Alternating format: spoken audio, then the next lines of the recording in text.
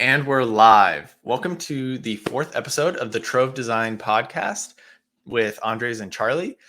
Today we are going to be talking about dreams, how to find, follow, and continue your dream of your design career. So, with that, I would like to start off with the first question, Andres, which is, if you want to put it up, how do you define a dream, and particularly how it relates to design career?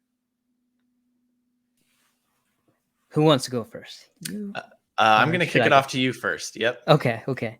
So for me, how do I define a dream is that it is something that scares you a bit. So I like that that a lot of people will say that if you're pursuing your dreams, it's scary. It's getting you to have the hairs on the back of your neck to stand up, and that it feels like it's almost impossible to achieve. And I think if you hit that, then you've figured out what your dream is. So, and it doesn't have to be necessarily career based. It could be living based. So, for an example, in the far future, I want to retire early or something like that. Like that's your dream, and it's really relative to you. It doesn't have to be like you want to follow someone else's dream per se. So, for an example, um, I want to be like so and so, so it should really be like a version of so and so. So like that's what I really mean by that. So that's how I would define a dream. Scary, feels impossible, and it's not like somebody else's. It could be similar though. Over to you. Yeah, I really like that first one. Scary. I think that sometimes we limit our dreams really easily because of whatever reason, whether that's our personal limits or people putting limitations on us. And so having a dream be scary is great because that kind of pushes past that comfort zone level. And I definitely think, sorry, I definitely think if it's scary, there's even a level of like maybe it's not scary enough, like it should be even scarier potentially. So I really liked what you were saying with that. For me, defining a dream, I think it follows a lot with passions and personal interests, but also just like feeling called in maybe a particular area and having that be the dream that you want to pursue. So whether that's, design, obviously, probably if you're listening to this podcast, and definitely both for Andres and myself, design is a passion, and design, it feels kind of like a calling for both of us. And so having a dream in that particular calling, that can be scary and that you can push yourself with, feels like how, I mean, I would define it in that, and you would want to have obviously some sort of metrics in terms of definition, whatever that could be.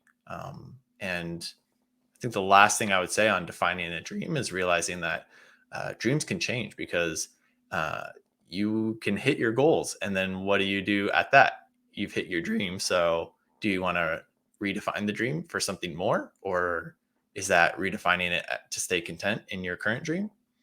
So I think the ever changing dream is also a possibility there. Yes, I love that. I love that you bring that perspective because I totally missed that, but I think that's also important to discuss as well, is that your dreams doesn't have to be something that's set in stone. It's not like this one one and done kind of thing. There's really could be an evolution of it. So I really like that. So for anyone else that's listening there out there and you're on that pursuit of your dream and you do have to change it a little bit, you have to pivot somewhat, but you're still on Mhm. it. I think that's important to really talk about. One follow-up question. Yeah. Dream metrics. Dream What is that? metrics. That's a great question, and I'll try to do my best to come up with some good responses. But I think that there can be a couple factors, right? Like, if anyone's heard of SMART goals, I'm gonna blank on the actual acronym and what it stands for. But basically, it's a measurable goal that you can set objectively for yourself, and that can be outside of, so if Andres and I were to work together to set Andres's dream, then he would have some form of objective goal that I could help kind of hold him accountable to with that. But I think there's also personal goals or dream goals that you can have um, as well. So, Andres, do you have any sort of thoughts on the dream goal or the how you can come up with some of those goals? Because I think that's would help our audience quite a bit in terms of figuring out, maybe they want to be a product designer someday or they want to be a graphic designer, but they don't know, what does that goal look like? Is that a salary position goal? Is that a I've helped this many people goal? Like, I think that can be really unique to whoever the individual is. Yeah, really, really like your answer, but I'm gonna answer the what SMART is, the SMART goal. Yeah, So thank you. it's specific, measurable, attainable, realistic, and time bound. In the Mm, description, we can elaborate a little bit more on that, and we can, leave that as a resource in the description. So make sure you check that out. Okay. Now going back to your original question, can you restate it again? Yeah, the question back to you would be how for us to best help our listeners and our viewers is how can we create these smart goals or these maybe how would you put smart with the scary goals? So how can we create those goals so that our listeners, our viewers can create them for themselves? Like what would that look like? I gotcha. So I think we have to put it into a scenario to help someone. So what comes off to mind is becoming a musician, because this one I hear it a lot, in my circles, is that Yeah. somebody out there is doing something different, but in their spare time, and this is probably a good indicator, what you do in your spare time is probably has clues to what your dream is. So this person really wants to be a musician, but they think that because of limited beliefs, that pursuing a musician career is not attainable, it's not something that they see themselves becoming successful. So, to answer the question, I think that if you look at and do an audit of your life and whatever you do in your spare time outside of your regular duties or day job or homework or school or whatever it is, and that brings you joy and you stay up late doing it, that could be something. Now you have to transform it. So it might be have to tie with some kind of like making money. So, for an example, a musician that teaches how to play instruments on YouTube could be something, or just the traditional is how be a musician in this genre or whatever. Let's say funk for this example. So that could be something, and I think hopefully that helps a little bit. If not, maybe we can still dive a little bit more deeper here, Charles. Yeah, I think the a big question is in this design realm is sometimes it feels like a newer career category, just in terms of the whole history of careers. Design careers, it feels newer. I like how you had that example of musicians, because typically when somebody's like, oh, I'm going to be a musician, everyone kind of puts those limiting beliefs on them and says, oh, that's not actually going to happen. It's so rare. I mean, you can say that with a couple different options, pro sports or becoming an artist. And there's that idea of the starving artist. And so um, we, I think we have a lot of those limiting beliefs put on us. And so to be able to create scary, smart goals towards a design career, uh, that's that's hard, because some of those I think are personal goals that you have to achieve, and then some of those are those outward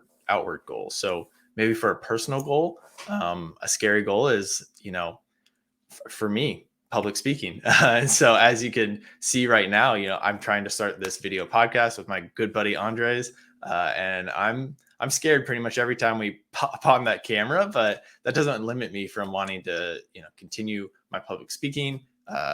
You know, this isn't quite public, but to continue one upping myself on that, and to grow in that regards. But then on a professional level or on an outward goal, being able to do that will help me, in the future with leading meetings or introducing new product designs in my future careers as well. So Yeah, see, I think you're onto it. So you have one of the key indicators, which I mentioned in the beginning, is that it's scary. So for you, public speaking is scary, but you want to pursue that because that's something you want to do deep down. And I think that gets into the SMART goal, where it's very specific. You want to get into public speaking, and it scares you. So it still has to evolve a little bit. So public speaking about physical product designs to insert your audience there, and then there is your specific goal. I love that. Yeah, I'm gonna have to write that down. But what about yourself, Andres? Like, do you have a specific goal or a smart, scary goal that you can kind of share? I think for me, it's still kind of formulating as I go, but I mentioned this in probably our first episode. So if you're just tuning into this one, it might be a good one to go into the episode that we introduce ourselves. So yeah, I think even in the first one, I talk about some of my dreams, and it's to actually own an apple orchard, and so that I can help my closest friend to maybe detach from their day-to-day job, so they have like a little tiny home, all them to themselves, and meanwhile I can be doing my thing, and whenever we can, have a chat or a lunch or something, like we can do that. So my specific goal or dream here, and it's scary because owning an apple orchard, a farm, there's a lot of complexities to this, because for me, I don't know anything about art agriculture. So I have to learn about that. I have to learn about what kind of apples I could grow. Then it gets into the facility. But the dream goal is to own a apple orchard where I can have my friends come and visit, or long distance friends.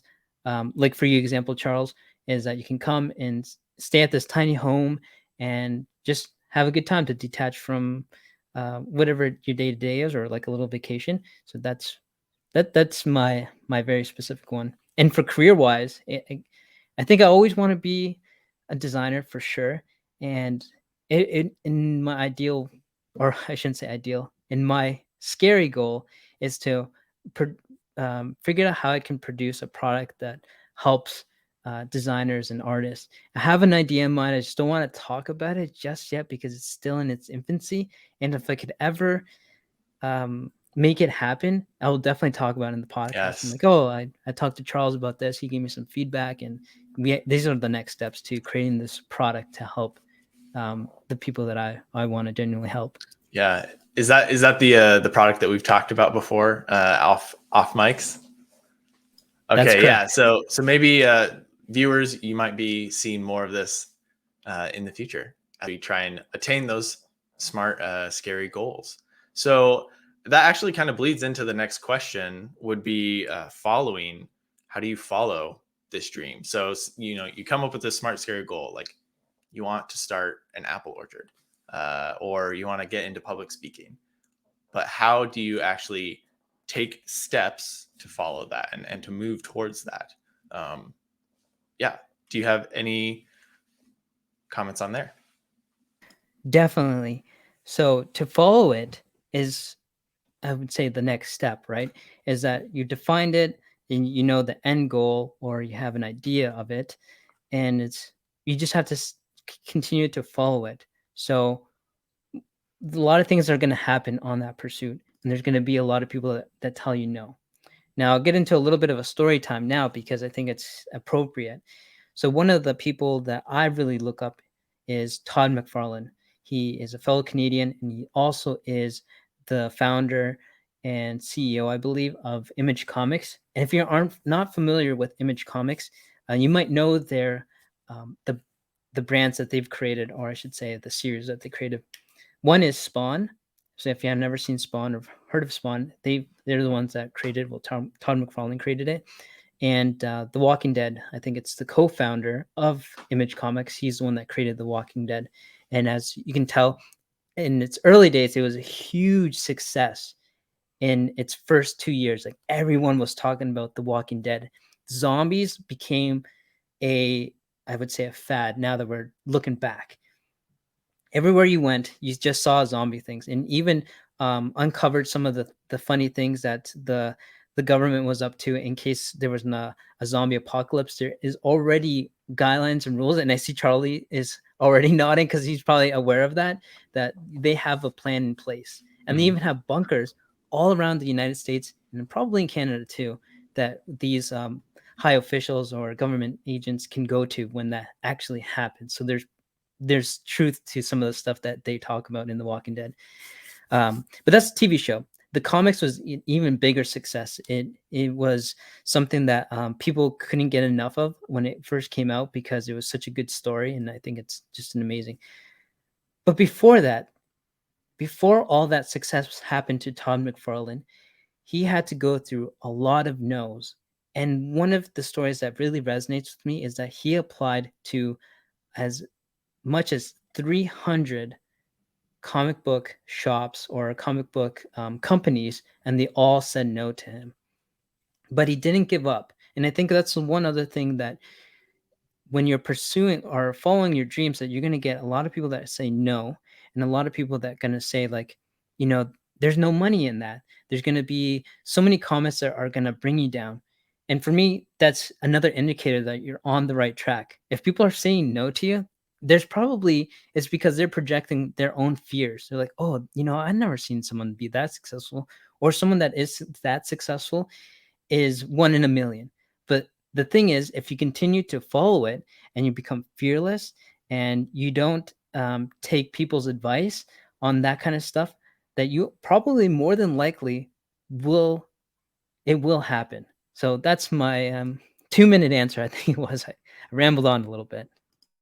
No, I loved it. I love that story too. I think it has some really good key features that we can pull out. I tried to write them down as you were talking about it. But that definitely goes with some of my answers. The first one is I would say, in terms of following your dreams, like, getting started is probably the hardest part, but it's obviously the most necessary, right? And so with that, I think it's really easy for people when they start to follow their dreams to want to make these really big strides really quickly, right? But realizing that it doesn't necessarily matter the size of the step that you make towards your dream, but just that you are making those steps. So it could be a lot of little steps to get you there, or maybe you make a very big step. And again, it's not that you're gonna potentially continue on, maybe for a short time you're making little steps, you're working on the weekends or on nights, if you're trying to go towards a certain goal. And then maybe there's sometimes where you're making large steps and you dip your toe and you get a client. If your dream is to own an agency or something, you get your first client, and that's a big step. But then maybe you go back to just working on weekends and nights, and you go back to those little steps. So I think people can get discouraged when they follow their dreams around the size of the step. And we compare ourselves to others, right? And wanting to be at those positions so quickly. But I love your topic, and kind of on the next part, which is like being resilient. With your example, Tom McFarland, he got, how many no's was it? I think it was over 300. Yeah, 300 rejections. That's a lot of rejection. And I know that in entrepreneurship, like, that's a huge part, is like being able to withstand rejection or withstand those no's or those negative comments. And that doesn't mean you have to be the most resilient person in the world and it's never going to affect you. That is not what that means. We're humans. And so no's and rejection will affect us. It's being able to take that and to learn from it and to move forward with it. And so just wanted to throw that part out as well. The last thing, I really liked what you said around at the end. Where was it? It was around people might be giving you advice and saying, like, don't do it that way. Like, that's the wrong way to do it. But you continue to do it. And I wrote down that sometimes the thing that is right to do is the hardest thing to do. And so for him, the hard thing was to continue doing what everyone said he shouldn't be doing. And then eventually it became this massive category, right, in his field. And what we're assuming is he got to his dream at the end. So I think those three things for me is like, yeah, realizing that the size of step may change towards your goal, being resilient, but also being human. And then sometimes the hard thing is the right thing, or the right thing is the hard thing. So. The one other part that I didn't talk about is when he eventually got hired for Marvel. So within the pursuit of applying 300 times to all these different companies, and even Marvel and DC, which were really big names back in the day, which they are continue to today, is that he finally got a job at Marvel, and he's the one that created Venom. If anyone's familiar with Venom, that character and the symbiote in the series of Spider-Man, he's actually the one that created that character. So that's another cool thing. So for an example, whenever you see Venom and he has the long tongue, that's the not original version. The original version is he has a short tongue. And to even add a little bit more about the stuff that he was going to say no to, because now that he got a yes, he actually still continued to get no's. And at the time when he was at Marvel Comics, is that he was creating panels that were kind of breaking the rules in that time, meaning that when a character is kind of like overlapping panels, if anyone's familiar with comic books, he kind of was a person he was the person that was breaking that rule all the time. He's like, characters should be popping out, the layout should be more dynamic, and he was creating all that. He was saying that we should really break from the traditional mold, which was solidified, and he really challenged that. So that's another indicator. If you're challenging something, that might be something that is a really good thing. So for him, it was actually breaking the layout of traditional comics and also introducing new characters and also putting characters in really dynamic poses. He was the one that really showed that Spider-Man is this really acrobatic, flexible person that can be in all these like really dynamic poses in its panels. So he's the one that said he did that. But a lot of people were telling him, hey Todd, we don't do that here. You can't be doing that. And so again, here's what the nose. And that's the day, or he had enough one day, and he's just like, you know what? I've had enough of all these no's. I'm gonna go start my own comic book company called Image Comics, and then the rest is history, as they say. Wow. That's amazing. And it's always boggling to me that people will continue to try and shoot you down and to pull you down, right? So being able to follow that. So the next, do we want to move on to the last part of this, Andres? Yeah. So how do you stay on track? So you've defined a dream, you are following it, but how do we stay on track with that dream? We talked a little bit about this in the following the dream, but Andres, how should I stay on track? I'm pursuing my dream of public speaking and public speaking through YouTube. How should I stay on that track? I really love this question.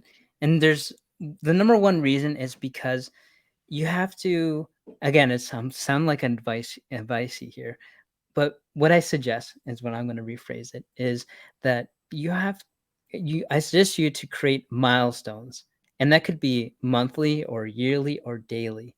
And so with that, so let's go back to the musician example, because this is very relatable to artists and designers. So I'm going to group them together into this one for this example. So if you wanted to be a designer or an artist or a musician, you have to figure out what those milestones look like.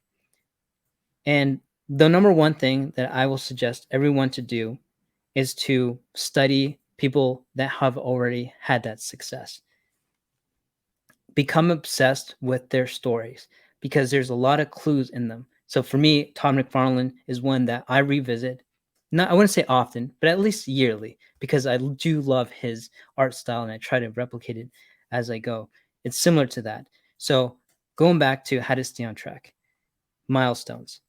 So if you're on that pursuit of becoming a musician, what are you doing today to hone the craft of producing original songs? Are you practicing every day on the minor chords? If it's guitar, if you're an acoustic person or a piano person, like how are you becoming the expert on playing the genre or the type of music that you see in yourself in the future doing and creating? So if you set the goal out to, let's say, 5 years, so by year one, I've mastered X. Year 2, I mastered whatever. And you keep on track of that. And you might have to, get a notebook and document that. So I'm kind of loosely figuring it out as I say it, because I feel like I should have more thought into this. But that'd be my recommendation to stay on track, is to document your process, have milestones set out, whether that's daily, weekly, monthly, and yearly, and what that looks like to when you hit your goal. And like Charles said, if you have to change your dream, your goal at any time, that's okay too. Some of this stuff is not going to be set in stone. The times change all the time. So that's my quick answer for you, Charles. Yeah, I love that. Milestones are huge, super important. And I wanted to add kind of to that last point that you said about changing dreams. Like, I think as you complete milestones and as you get, if you have a 5-year milestone and you get to the end of year one and you've mastered a certain element and you're working on the next one, maybe the thing that keeps you motivated or keeps you excited about your dream or just interested in it or passionate about it is a little different. Maybe it changes, and that's okay. And I think being able to kind of look at your dream, what it is that you're wanting to do, and realize that there are multiple assets around it or multiple different ways that you can approach that dream, and falling in love with each of them, I think can help like continually renew that ambition, that motivation, that purpose to get to the next level. So I'm trying to think for an example with our musician or designer example. I think a musician, maybe you want to get to your dream is to get to 500,000 followers on YouTube, right? And you start off, and the first year you make music, and that's what you do the entire year, and you've gotten really good at continually putting out music. But you get to the end of the year, and you want to try something else, so you pivot to teaching, and maybe that's the second thing, and you're still pursuing that dream of 5,000 followers or 500,000 followers, but you're doing it in a little different way. I think there's multiple ways to attain a certain dream. It's not like a set path, and if you fail that path, or if you can't get over a certain milestone on that path, that means you can't get to the end of your dream. I think that you can always pivot or move around a little bit and try a different approach. Goodness, I just love our dynamic, because I think you again bring another perspective into this, and I really, really enjoyed that, because I think that's really important to know as well. So, Charles, we're now about to end our episode here, and I want to say quickly to anyone that's just watching is that consider subscribing to our channel if you enjoy our conversation, and if you have anything more to add, please put in the comments below. We would love to hear any of your thoughts or any questions that you have, or have critiques for us on this, and we would love to explore those ideas and to talk about them. So going I would back love to you, to Charles. Oh, I was going I to would say, love to challenge our viewers to actually write down their scary dream. Maybe put scary dream, comma, and then your dream, and I'll try and monitor this. Like, this is a safe community. Like, we want to push each other, and so being able to put down your scary dreams. It was scary for me to say that I wanted to do more public speaking with this, and so yeah, I'd say write those down and maybe put in a couple action steps and see how we can kind of crowdfund and help you achieve those dreams, because that's something that is really important to both Andres and me. absolutely love that. So again, thank you for watching this far, and we'll see you in the next episode. Take See care. you in the next one. Bye bye.